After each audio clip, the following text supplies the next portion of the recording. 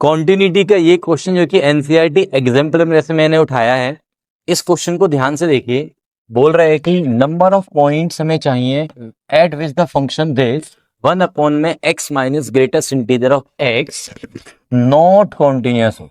वो सभी points, number of points बताने हैं जहां जहां पे फंक्शन कॉन्टिन्यूअस नहीं है।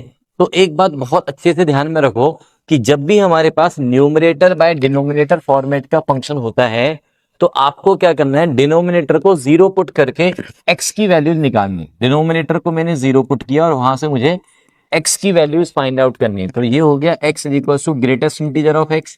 अब आप देखो कि यार ग्रेटेस्ट इंटीजर ऑफ x जो है वो x के इक्वल है। तो x और ग्रेटेस्ट इंटीजर ऑफ x तभी इक्वल होते हैं जब x की वैल्यू एक इंटीजर होती है। जैसा कि आपको पता है, फॉर एग्जांपल 1 का ग्रेटेस्ट इंटीजर 1 होता है, 2 का ग्रेटेस्ट इंटीजर 2 होता है, 3 का ग्रेटेस्ट इंटीजर 3 होता है। तो इसका मतलब ये हुआ कि इस कंडीशन को सेटिस्फाई करने वाले सारे के सारे इंटीजर्स हैं। और जिन सभी पॉइंट्स पे डिनोमिनेटर 0 होगा उन सभी पॉइंट्स पे फंक्शन डिफाइन नहीं होगा, मतलब फंक्शन कॉन्टिन्यूअस नहीं होगा। तो नॉट कॉन्टिन्यूअस के नंबर ऑफ पॉइंट्स कितने हो गए? Infinitely many. क्या आंसर हो गया? Infinitely many. बट ऑप्शन में क्या है? 1 2 3 और नन ऑफ दी। तो डेफिनेटली नन ऑफ दी।